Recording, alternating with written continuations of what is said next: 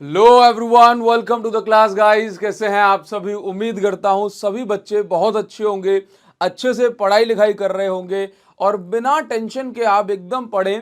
आप जरा भी ये ना सोचें कि क्या होने वाला है, कम टाइम बचा है। बस आप ये समझ लें कि जो भी आप पढ़ रहे हैं पूरा उस पर फोकस होकर के आप पढ़ें, आपके एग्जाम बहुत अच्छे जाएंगे। मेरे साथ पीवाईक्यू सीरीज में बार बार कह रहा हूं वो जरूर लगाना है आपको, है ना। आज भी क्यों कह रहा हूं? क्योंकि कुछ बच्चे प्रीवियस ईयर क्वेश्चन जो नहीं कर रहे हैं वो प्रीवियस ईयर क्वेश्चन करें। और क्या सर्च करोगे? पीवाईक्यू चैप्टर 1 बाय अभिषेक साहू, पीवाईक्यू चैप्टर 2 बाय अभिषेक साहू, पीवाईक्यू चैप्टर 3 बाय अभिषेक साहू। ये सभी वीडियोस आप लाइन से देखो। अगर आपको लग रहा है कि सर मेरे तो क्वेश्चंस हो भी गए, तो कोई बात नहीं, आप एक बार अगर आपको आता है स्किप कर दो, आता है दूसरे क्वेश्चन पहुंचो, आता है तीसरे क्वेश्चन में पहुंचो, है ना। इससे क्या होगा कि प्रीवियस ईयर में आए हुए क्वेश्चन अगर आप कर लोगे तो बहुत सारे क्वेश्चन आपको कुछ एज इट इज, कुछ वही क्वेश्चन बस घुमा के पूछ ले जाएंगे। तो प्यारे बच्चों, आपको घबराना नहीं है, आपको बस पीवाईक्यूज को मेरे साथ में अच्छे से लगा लेना है। रिवीजन करना है किससे?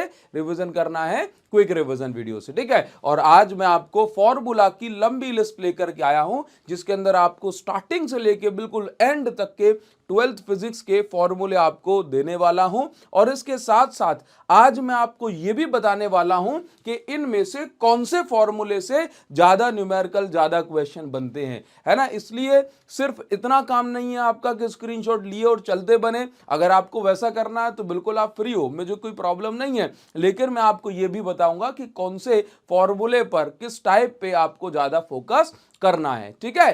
तो आप जरा भी ना घबराना। जो बच्चे नए हैं, टेलीग्राम पर पूरी फाइल मैं आपको सेंड कर दूंगा, आप वहां से इनको डाउनलोड कर सकते हैं। लेकिन मेरे साथ जरूर ये समझ लो कि किस फॉर्मूले पर आपको ज्यादा फोकस करना है, ठीक है।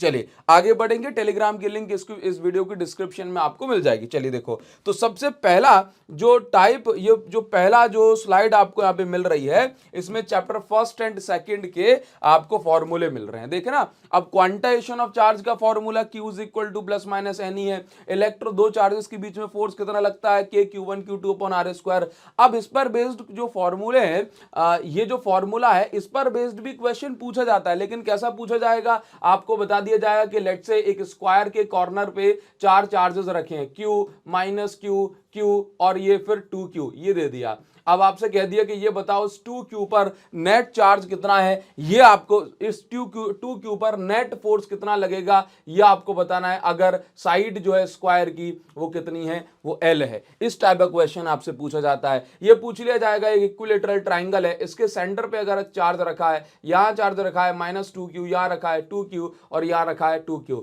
तो बताओ उसके सेंटर पे कितना नेट फोर्स लगेगा इस चार्ज पे, तो आपको कैलकुलेट करना है। इस टाइप के क्वेश्चंस पूछे जाते हैं, है ना। Electric field due to point charge कितनी इलेक्ट्रिक फील्ड बनाता है? KQ by r square. Axial point पे कितनी इलेक्ट्रिक फील्ड है? K into 2P by r cube. P क्या है? Dipole moment. R क्या है? सेंटर से लेके पॉइंट P तक की डिस्टेंस, एक्सियल पॉइंट की जब हम बात कर रहे हैं। अब देखो, इक्वेटोरियल पॉइंट, एक्सियल पॉइंट का डेरिवेशन बहुत पूछा जाता है, क्लियर। गॉस लॉ पर जो न्यूमेरिकल है वो बहुत सारे आते हैं, एकदम सिंपल आते हैं। पीवाईक्यू सीरीज में हमने कर रखे हैं। गॉस लॉ अच्छे से पर करना है, phi is equal to q by epsilon naught होता है, हाँ। और उसके बाद यहां पर electric field due to charge sphere. Charge sphere कितना है भाई? जो जितना इलेक्ट्रिक फील्ड पॉइंट चार्ज बनाता है उतनी इलेक्ट्रिक फील्ड एक चार्ज स्फीयर बनाता है, KQ बाय आर स्क्वायर है। अब ये जो इलेक्ट्रिक फील्ड है ये तीन जगहों पर होती है। इलेक्ट्रिक फील्ड कितनी जगह पे? अगर हम बात करें स्फीयर के बाहर, मतलब आउटसाइड द स्फीयर, तो स्फीयर के बाहर इतनी इलेक्ट्रिक फील्ड बनती है। अगर हम बात करते हैं कि स्फीयर की सरफेस पे कितनी इलेक्ट्रिक फील्ड है, तो वो है सिग्मा बाय एप्सिलॉन नॉट। और याद रखो, स्फीयर की सरफेस पे जो मैग्नेट इलेक्ट्रिक फील्ड है वो मैक्सिमम है। सरफेस से बाहर जाओगे तो इलेक्ट्रिक फील्ड घटेगी, सरफेस के अंदर जाओगे तो इलेक्ट्रिक फील्ड जीरो हो जाएगी। कंडक्टिंग स्फीयर की बात कर रहा हूं। चार्ज शीट के एक साइड कितनी इलेक्ट्रिक फील्ड बनती है? Sigma bye 2 epsilon not. अगर हमारे पास दो ऑपोजिटली चार्ज शीट्स हैं, है ना, तो उनके बीच में कितनी इलेक्ट्रिक फील्ड है? Sigma bye epsilon not. यही फॉर्मूला कैपेसिटर में भी काम आता है। अच्छा, इसके बाद सिग्मा क्या है? चार्ज डेंसिटी है। आसपास इलेक्ट्रिक फील्ड कितनी है? जीरो है। अगर एक डाइपोल इलेक्ट्रिक फील्ड में रखा हुआ है तो उस पर कितना टॉर्क लगता है? Tau is equal to p sine theta.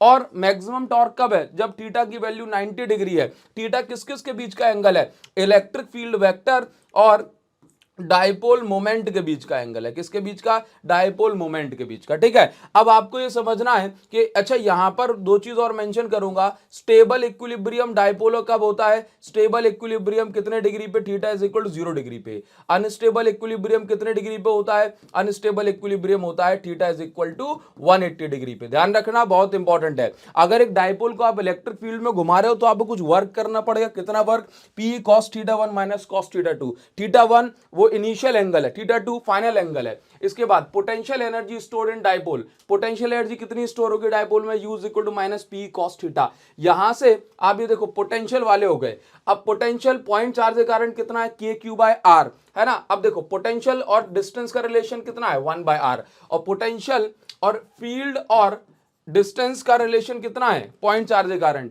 Inversely proportional ये होता है, इनवर्स स्क्वायर लॉ को फॉलो करता है। ठीक है, तो याद रखना। अच्छा अगर मैं ग्राफ भी बनाता हूं, ये वाला ग्राफ बनाऊंगा तो देखना ई और v के साथ अगर मैं ग्राफ बना रहा हूं, ये डिस्टेंस है, तो इलेक्ट्रिक फील्ड जल्दी जो है डिप्लीट होगी, लेकिन इलेक्ट्रिक पोटेंशियल धीमे धीमे धीमे धीमे। इलेक्ट्रिक पोटेंशियल ये देखो ऑरेंज वाला क्या है? पोटेंशियल को रिप्रेजेंट कर रहा है, और ये व्हाइट वाला क्या है? किसको रिप्रेजेंट कर रहा है? इलेक्ट्रिक फील्ड को। ध्यान रखोगे, ध्यान रखना है आपको। ठीक है, अच्छा potential due to dipole axial point पे किसी भी डायपोल का पोटेंशियल कितना होता है? के पी बाय आर स्क्वायर। के क्या है?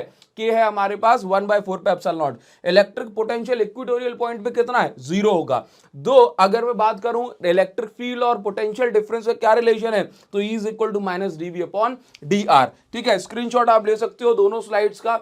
एक ये स्लाइड हो गई और एक ये स्लाइड हो गई। ठीक है, आप यहां पर देखो, इसमें से भी एक आध क्वेश्चन पूछ लिया जाता है, दो प्लेट्स के बीच में कितनी इलेक्ट्रिक फील्ड होगी।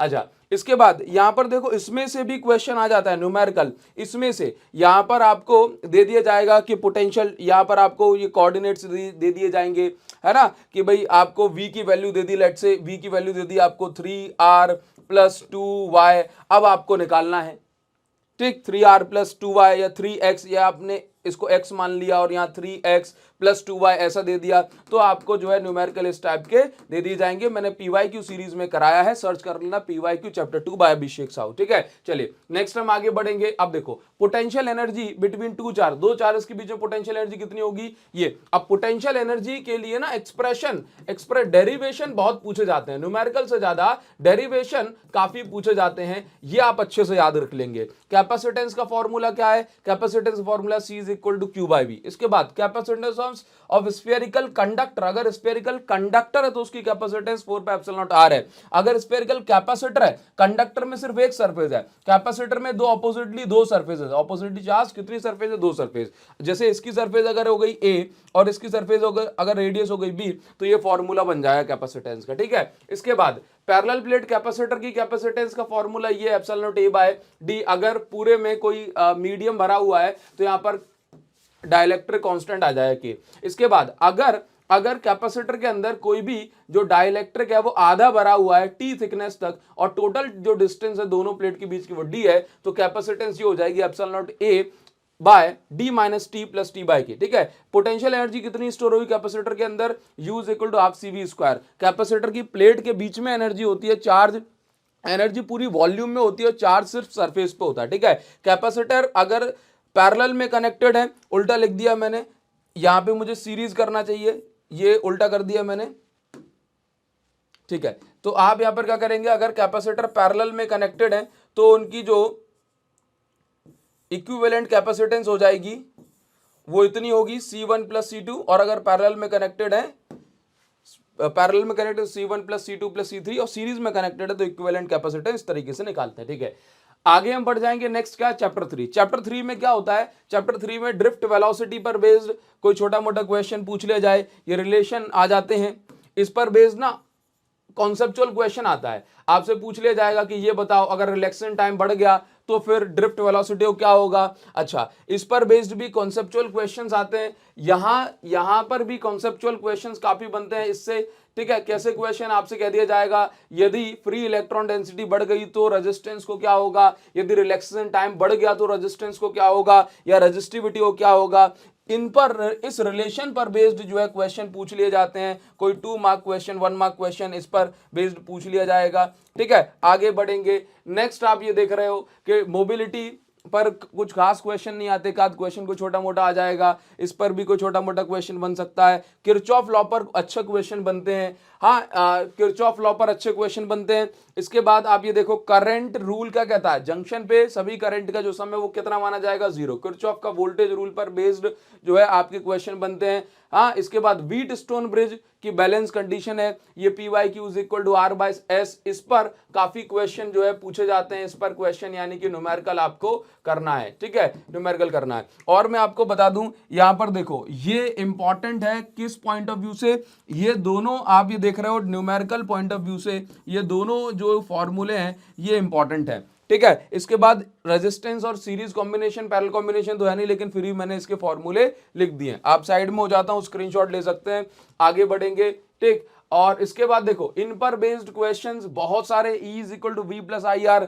इस पर बेस्ड ग्राफ भी काफी सारे पूछे जाते हैं, ठीक है, और न्यूमेरिकल भी पूछे जाते हैं, तो इसको आप अच्छे से करेंगे न्यूमेरिकल पॉइंट ऑफ व्यू से। ये फॉर्मूला किसका है भाई, equivalent EMF in parallel combination of cell, है ना, तो कितना होगा, 2 सेल अगर पैरेलल कॉम्बिनेशन में है तो इतना जो इक्विवेलेंट EMF होता है। E1 E2 उनकी इंडिविजुअल EMF है, R1 R2 उनकी इंडिविजुअल इंटरनल रेजिस्टेंस है, तो इसका डेरिवेशन पूछा जाता है, ठीक है, इसको आप अच्छे से याद रखेंगे। इसके बाद क्या है, करंट इन सीरीज कॉम्बिनेशन, अगर सेल सीरीज कॉम्बिनेशन में कनेक्टेड है तो फॉर्मूला ये बनेगा total EMF upon total resistance, ठीक है। इसके बाद ये समझो मैक्सिमम करंट की कंडीशन ये होती है अगर कैपिटल R की वैल्यू NR से बहुत बड़ी है, तो ये कंडीशन बनेगी जो कि मैक्सिमम करंट हमें प्रोवाइड कराती है सीरीज कॉम्बिनेशन में। पैरेलल कॉम्बिनेशन में आपको ये कंडीशन बनती है total EMF upon total resistance हो जाएगा, ठीक है। और यहां पर भी देखो ये क्या है भाई, स्मॉल r क्या है, इंटरनल रेजिस्टेंस, एन क्या है, नंबर ऑफ रोज, ठीक है। मैग्नेटिक फ्लक्स का फॉर्मूला क्या होता है, NBA कॉस्टेड, जो आपको अगली स्लाइड पे मैग्नेटिक फील्ड में काम आएगा, ठीक है। अगर कोई चार्ज मैग्नेटिक फील्ड में घूम रहा है या फिर मोशन कर रहा है तो उस पर इतना फोर्स लगेगा, ठीक, इसको हम मैग्नेटिक लॉरेंट्ज फोर्स भी कहते हैं। अगर वो चार्ज मैग्नेटिक फील्ड में मोशन कर रहा है और सर्कुलर मोशन कर रहा है तो एक चक्कर लगाने में जो टाइम पीरियड होता है दैट इज 2πm/q। इस पर बेस्ड क्वेश्चन पूछा जाता है कि ये बताओ टाइम पीरियड किस पर डिपेंड नहीं कर रहा है, तो वेलोसिटी पर डिपेंड नहीं कर रहा है, ठीक है। रेडियस हो जाएगी इस बात की R is equal to mv/qb, kinetic energy R की हाफ R/qvb हो जाएगी, ठीक है। इसके बाद qvb होगा शायद से, ठीक है। अच्छा, इसके बाद क्या है नेक्स्ट आपको, ठीक है, ठीक, इसके बाद देखो क्या है, मैग्नेटिक फील्ड, करंट कैरिंग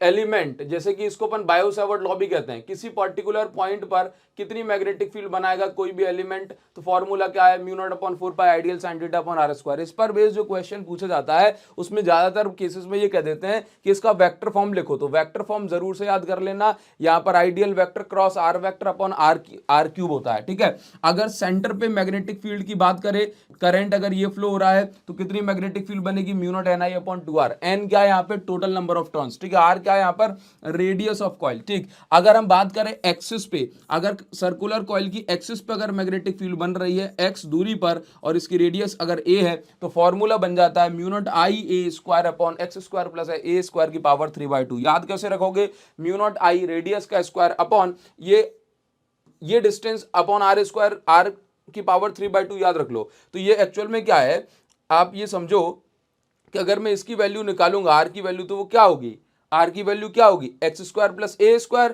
के ऊपर पावर 1/2 यानी कि रूट, तो रूट की जगह हमने 1/2 पावर लगा दी तो 3/2 हो गया ये, ठीक है। स्क्रीनशॉट ले सकते हैं आप इसका। इसके बाद हम आ जाएंगे नेक्स्ट क्वेश्चन क्या दिया हुआ है, अगर हमारे पास कोई स्ट्रेट कंडक्टर, सुनो इस पर बेस्ड जो है क्वेश्चन काफी पूछे जाते हैं, बहुत क्वेश्चन पूछे जाते हैं इस पर बेस्ड, काफी क्वेश्चन इस पर बेस्ड भी काफी न्यूमेरिकल बहुत पूछे जाते हैं, ठीक है। बहुत सारे क्वेश्चन आए हैं, PYQ चैप्टर 4 बाय अभिषेक साहू सर्च कर लेना, इस पर भी न्यूमेरिकल एक आध दो पूछ ले जाएंगे, लेकिन सिंपल फॉर्मूला बेस्ड, ठीक है। इसके बाद देखो इस पर फॉर्मूला बेस्ड क्वेश्चन कैसे पूछा जाएगा कि आपको एक स्क्वायर शीट दे दी, इसमें करंट फ्लो हो रहा है, ठीक, तो आपसे कहा जाएगा कि इस पे कितना फोर्स लगेगा एक दूसरी साइड पे, या यहाँ पर एक करंट कैरिंग कंडक्टर कितना फोर्स लगेगा, कितनी मैग्नेटिक फील्ड बनेगी, तब इसका काम जो होता है, तो उस पर बेस्ड भी क्वेश्चन पूछे जाते हैं। अब देखो अगर कोई स्ट्रेट करंट कैरिंग कंडक्टर है किसी पर्टिकुलर डिस्टेंस d पर कितनी मैग्नेटिक फील्ड बनाएगा, तो इसको हमें पता पड़ जाता है μ0I/4πd sin φ1/φ2। φ1/φ2 जो है एंगल्स बन जाएंगे यहाँ पे। अच्छा, अगर स्ट्रेट कंडक्टर है तो φ1/φ2 की वैल्यू कितनी हो जाएगी, 90 डिग्री, जहां से फॉर्मूला फॉर्मूला बनेगा mu naught I upon 2 pi D. D क्या है? डिस्टेंस। एम्पीयर सर्किटल लॉ क्या होता है? B vector dot DL vector is equal to mu naught I. I क्या है? एम्पीरियन लूप से कितना करंट पास हो रहा है, ठीक है। इसके बाद नेट करंट, अगर कोई स्ट्रेट करंट कैरिंग कंडक्टर है, मैग्नेटिक फील्ड, जैसे ये मैग्नेटिक फील्ड में रखा हुआ है, इसमें करंट फ्लो हो रहा है आई, तो इस पर कितना फोर्स लगेगा? इसमें फोर्स लगेगा बिल साइन थीटा। कितना? बिल साइन थीटा, ठीक है।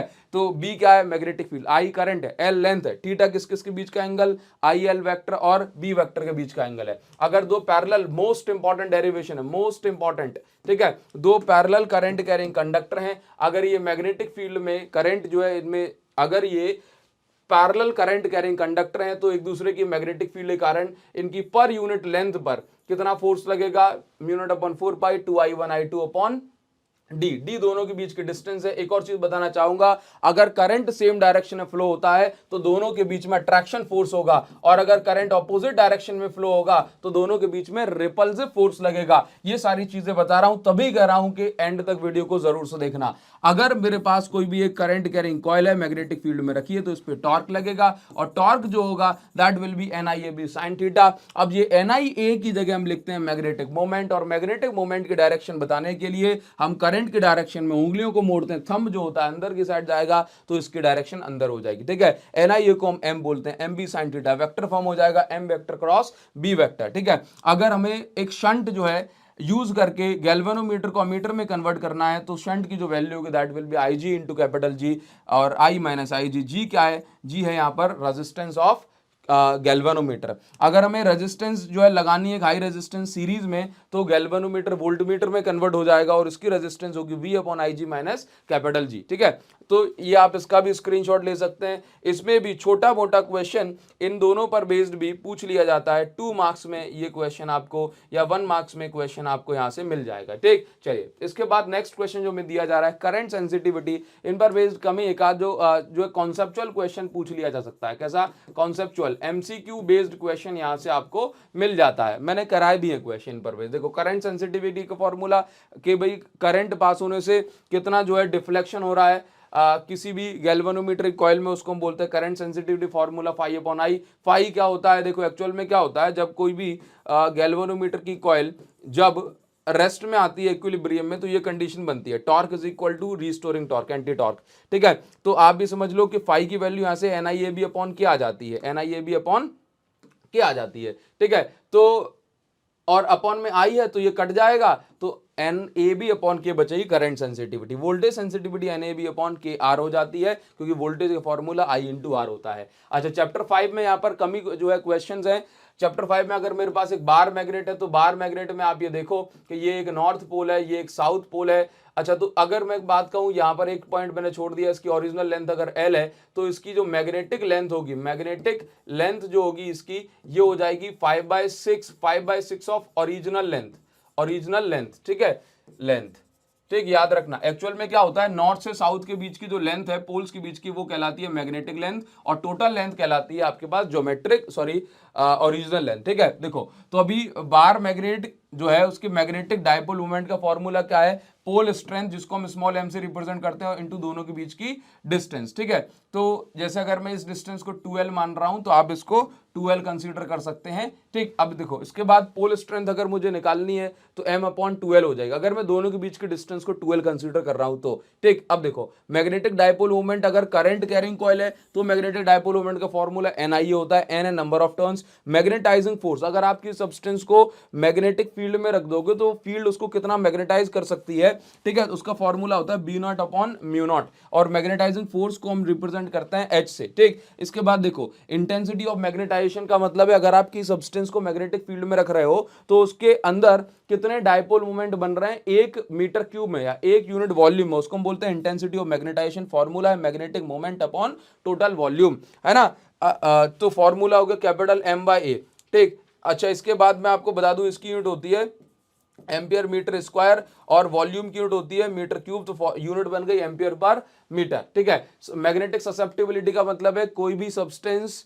मैग्नेटिक फील्ड को कितने जल्दी या कितना फास्ट रिस्पॉन्ड करता है, उसको हम बोलते हैं मैग्नेटिक ससेप्टिबिलिटी। ठीक है, फॉर्मूला है intensity of magnetisation upon magnetising force, यानी कि मैग्नेटाइजिंग फोर्स लगाने पे कितने ज्यादा इसके अंदर डायपोल मोमेंट बन गए, उसको हम बोलते हैं ससेप्टिबिलिटी। रिलेटिव परमेबिलिटी क्या होता है, कोई मटेरियल खुद के अंदर से कितनी मैग्नेटिक फील्ड लाइन पास होने दे रहा है। तो mu r is equal to 1 plus psi M. Psi क्या है या काई क्या है, मैग्नेटिक ससेप्टिबिलिटी। मैग्नेटिक ससेप्टिबिलिटी अगर मैं बात करूं किसके लिए भाई, फेरो के लिए होती है। फेरो मैग्नेटिक के लिए जो ससेप्टिबिलिटी की वैल्यू है ये क्या होती है भाई, बाकी हमने टेबल ऑलरेडी बना के रखी थी, लेकिन आप याद रखेंगे ये 1 से बहुत बड़ी है। ठीक है, ये कैसी है, 1 से बहुत बड़ी है, और कैसी है, ये पॉजिटिव है। कैसी है, पॉजिटिव, पॉजिटिव है। ठीक है, अगर मैं बात करूं किसके लिए, अगर मैं बात करूं ये पैरा के लिए, तो ये वैल्यू 1 से बड़ी है, पॉजिटिव है।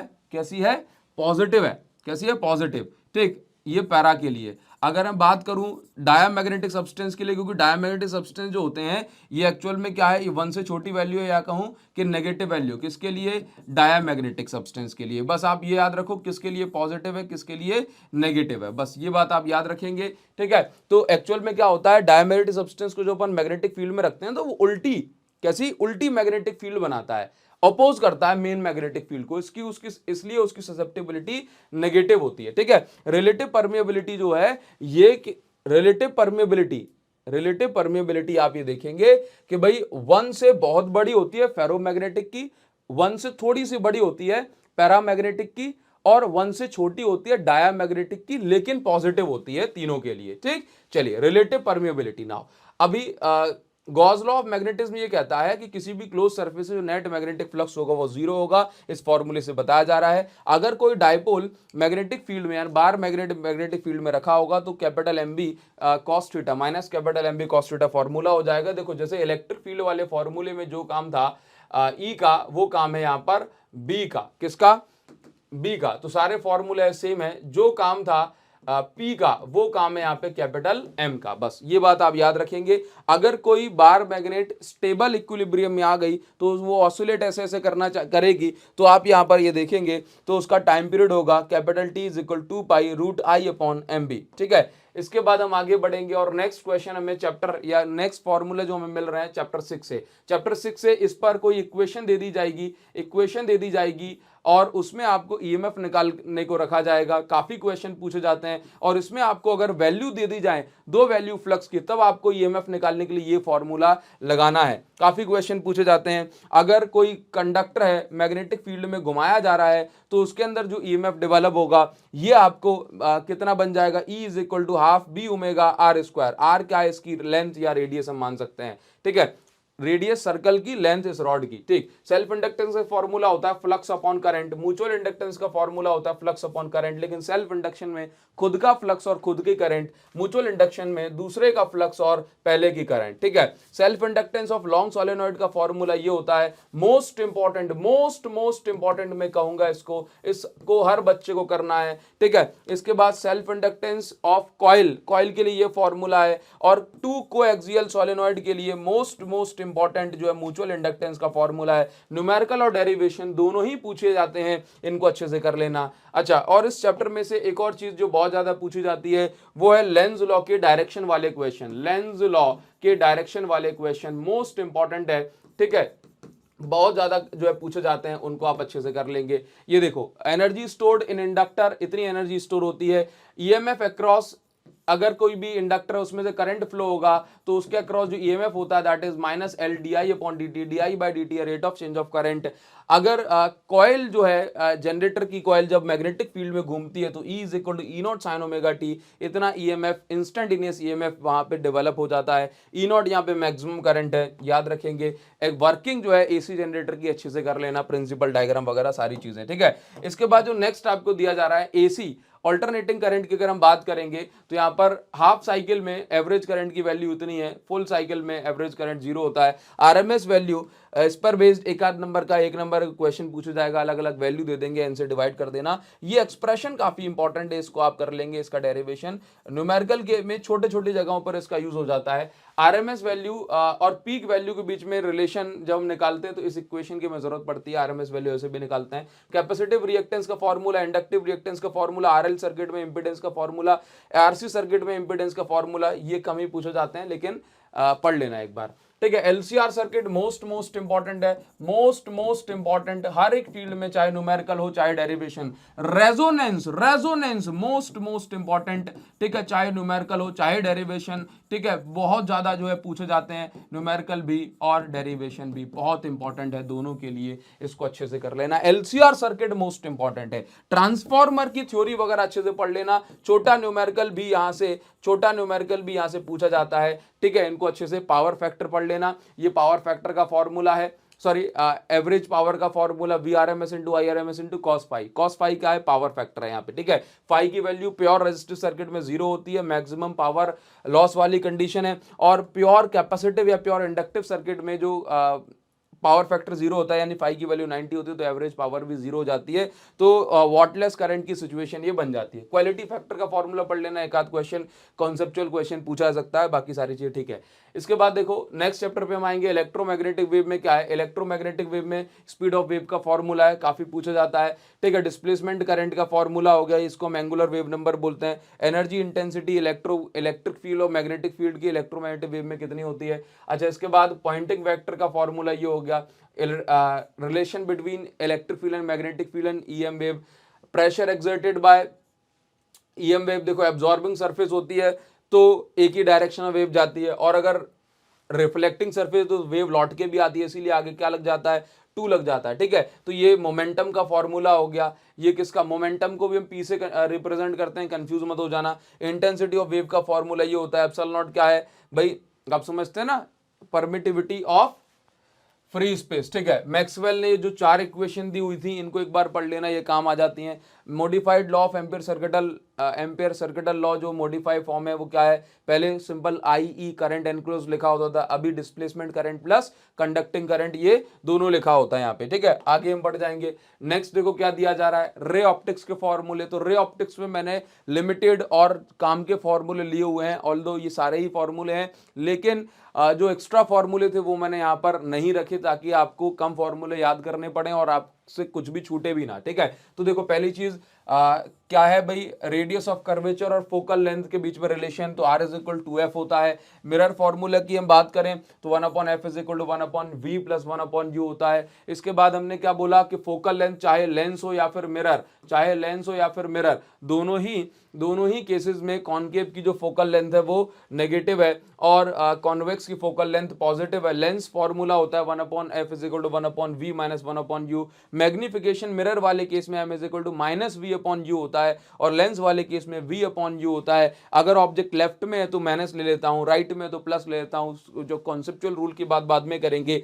अच्छा, अगर सॉल्व करने के बाद अगर मैग्निफिकेशन पॉजिटिव आती है तो इमेज वर्चुअल इरेक्ट कहलाती है, और अगर मैग्निफिकेशन नेगेटिव आती है तो इमेज रियल एंड इन्वर्टेड कहलाती है। मैग्निफिकेशन की वैल्यू अगर 1 आई है तो इमेज सेम साइज की है, 1 से बड़ी है तो इमेज लार्जर है, ठीक है, और 1 से छोटी है तो इमेज जो है कैसी बनी हुई है, इमेज बनी हुई है शॉर्टर, और प्लस माइनस के हिसाब से हमें पता पड़ेगा कि इमेज छोटी है और रियल है, हाँ छोटी है और वर्चुअल इरेक्ट है, ठीक है। तो देखो इसके बाद क्या है, lens maker formula F is equal to, lens maker formula 1/f is equal to μ2/μ1 minus 1/r1 minus 1/r2। देखो मैं आपको यहाँ पे बताना चाहता हूँ, लेंस फॉर्मूले का जनरल जो फॉर्म है वो ये है, 1/f is equal to μ minus 1 1/r1 minus 1/r2। जैसे न्यूमेरिकल, बहुत सारे न्यूमेरिकल यहाँ से जो है आपसे पूछे जाएंगे, इनको अच्छे से आप करेंगे, ठीक है। न्यूमेरिकल काफी पूछे जाते हैं यहाँ से, ठीक है। इसमें से भी कोई न्यूमेरिकल आप दे देते हैं, इसमें से भी न्यूमेरिकल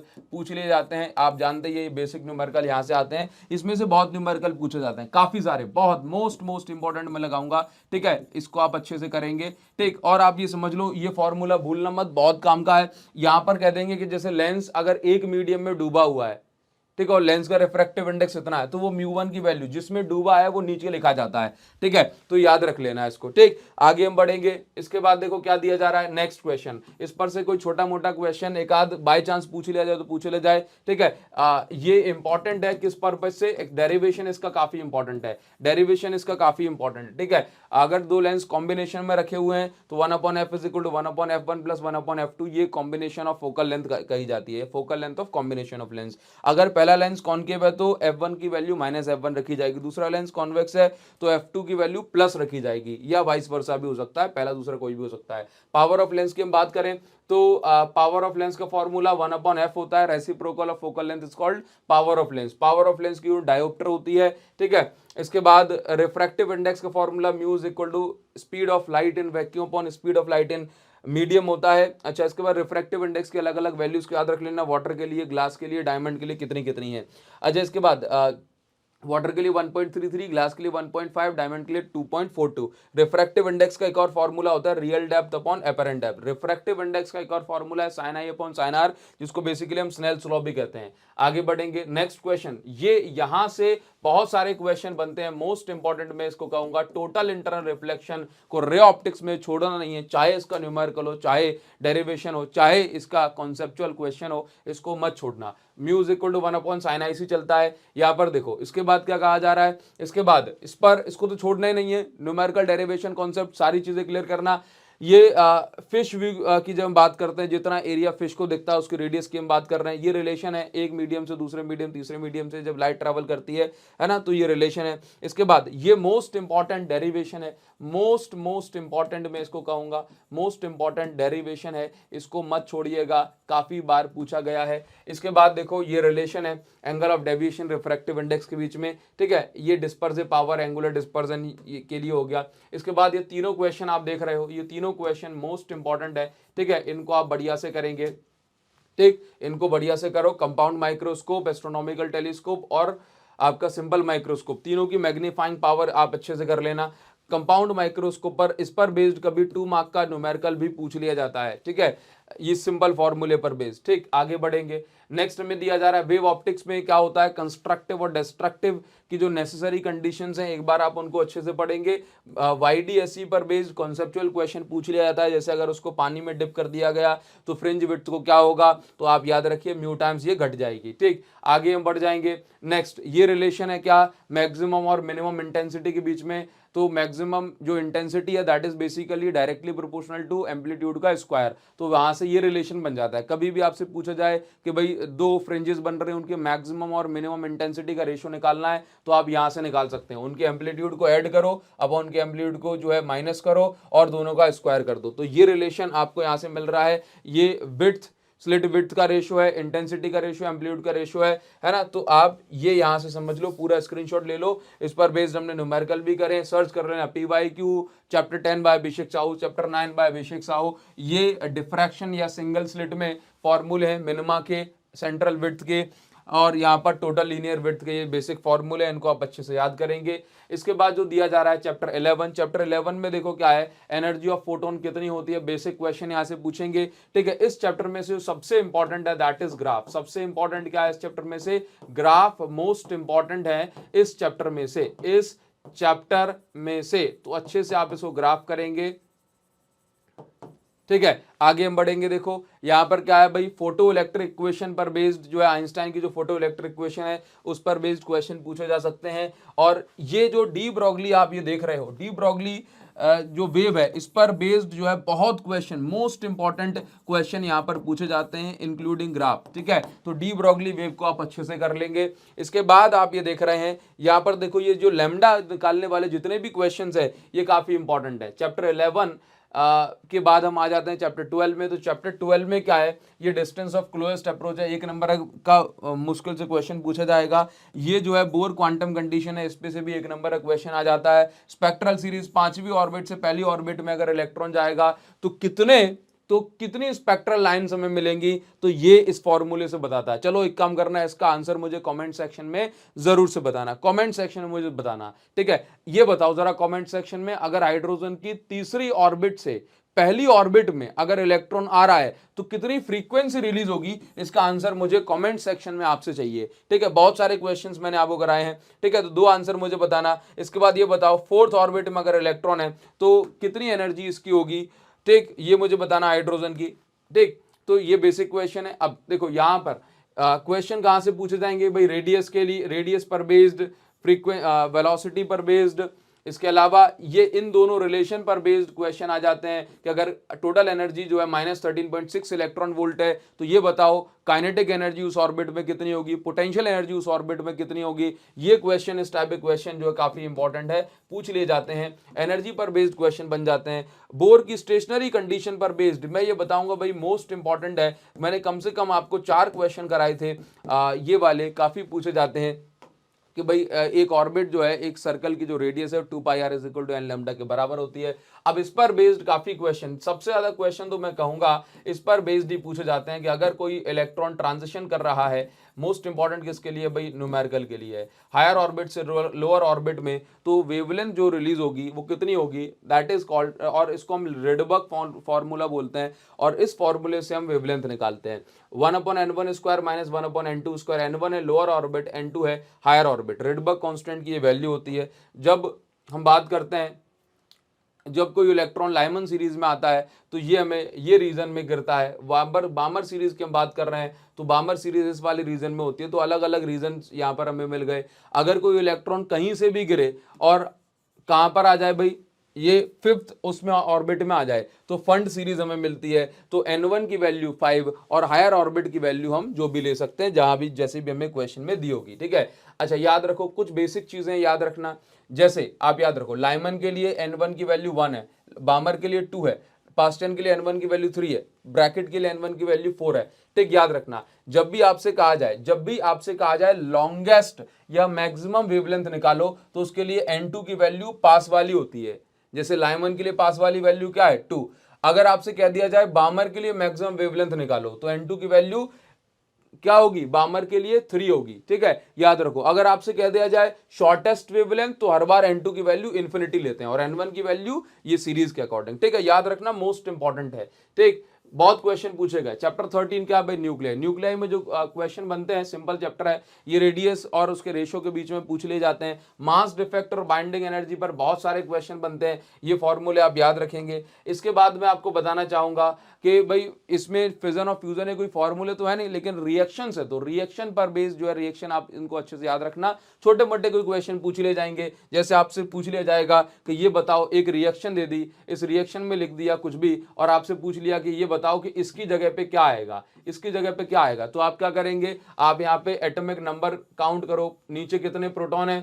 ठीक है, रिएक्टेंट में तो यहाँ पर ही फाइनली उतने ही प्रोटॉन होने चाहिए, तो अपन काउंट कर लेंगे। यहाँ 92 प्रोटॉन है तो यहाँ पे 36 प्रोटॉन बचने चाहिए, क्योंकि 90 रिएक्टेंट में, तो इन दोनों को जोड़ेंगे तो कितना 92 होना चाहिए। ठीक है, इसी प्रकार से जो है हमने यहाँ पर मास नंबर भी जोड़ लेते हैं। मैंने बिल्कुल PYQ चैप्टर 13 बाय अभिषेक साहू सर्च करना, आपको सारी चीजें मिल जाएंगी। तो रिएक्शन कंप्लीट करने को कई बार आ जाती है। और सबसे ज्यादा क्वेश्चन जो इस चैप्टर में से पूछे गए हैं अभी तक, that is from binding energy curve. मतलब पूछ लिया जाएगा कि बाइंडिंग एनर्जी कर्व, ये नहीं कहेगा कि बाइंडिंग एनर्जी कर्व ड्रॉ कर दो, ये भी कई बार पूछा गया है, बिल्कुल कहेंगे।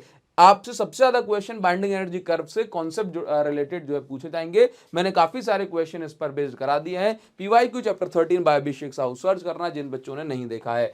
चैप्टर 14 की अगर हम बात करें तो चैप्टर 14 में कोई भी ऐसा जो है फॉर्मूला नहीं है, छोड़ करके Ne × NH = NI², एक जो है फॉर्मूला इस चैप्टर 14 में पूछ लिया जाता है। ठीक है, और बाकी जो सारी चीजें इस चैप्टर में इंपॉर्टेंट है वो है energy band diagram. Energy band diagram को आप अच्छे से कर लें, बहुत सारे क्वेश्चन इस पे से डायग्राम बनाने के लिए दे दिए जाते हैं। और इसके बाद आप रेक्टिफायर को अच्छे से पढ़ लें, रेक्टिफायर आप पढ़ लें। ठीक है, और फॉर्मूले के लिए ये वीडियो थी, इसलिए बस यही सारी चीजें मैं आपको बताऊंगा। तो आपको कमेंट सेक्शन में ये बताना है कि नेक्स्ट वीडियो अभी आपको कौन सी चाहिए, क्या ग्राफ वाली वीडियो अभी लाई जाए या नहीं, जरूर से मुझे बताना कमेंट सेक्शन में। जो आप कहोगे वही आपको मिलेगा। मिलेंगे आपसे नेक्स्ट वीडियो में, तब तक के लिए thank you so much guys, thanks a lot, see you again in the next video, thank you.